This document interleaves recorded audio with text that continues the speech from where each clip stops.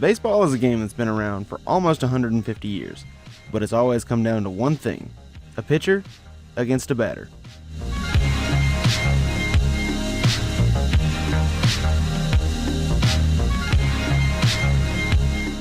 In recent years, baseball has seen its strikeout rate go up.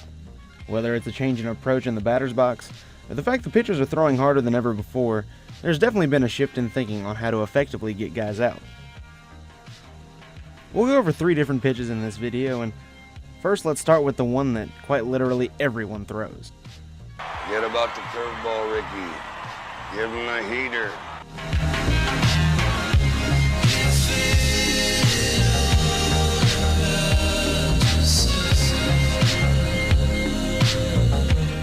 There are many different kinds of fastballs, from a tailing two-seamer to Mariano Rivera's patented cutter to heavy sinkers that induce less than ideal contact.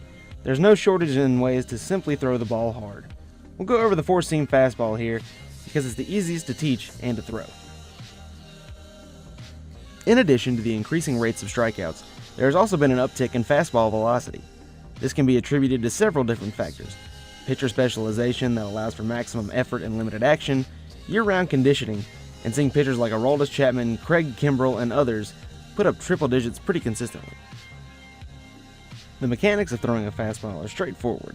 You want a firm grip, but not to bury the ball in your hand.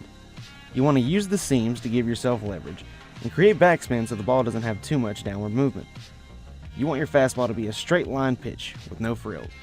Next, we'll move on to curveballs and what exactly makes them break.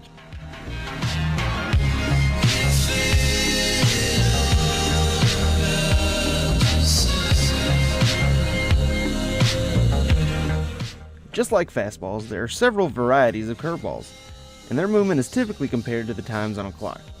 There's the strictly vertical 12-6, an average 1-7, and a sweeping 2-8. The movement is brought about by a pitcher snapping his wrist as he releases the ball, and the grip is simply your first 2 fingers together over one seam vertically. There's long been discussion on banning curveballs from youth baseball because of the stress it can place on young and developing arms. However, data has shown that as long as a pitcher is able to consistently throw the same motion, his chances of injury lower significantly. Another important factor in throwing a good curveball is the revolutions you're able to put on the ball itself. This is similar but different than the fastball, in that instead of putting backspin on the ball, you're looking to create topspin. And our third and final pitch will be the classic changeup.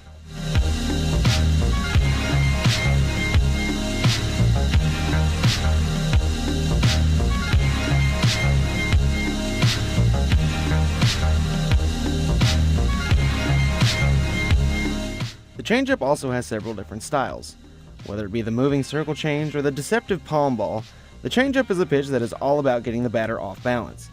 The mechanics are exactly like a fastball. You want nearly identical arm slot and speed, but the caveat being that you place the ball deeper in your hand, so that the extra points of contact slow it down as it's coming out of your hand.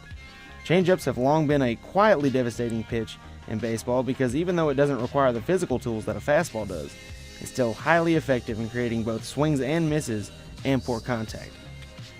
Well, that's it. You now know how to throw 3 different pitches to make your friends look silly at the plate. Now, this video has nothing to do with that. I just wanted everybody to watch me and James go yarding. We'll see you next time.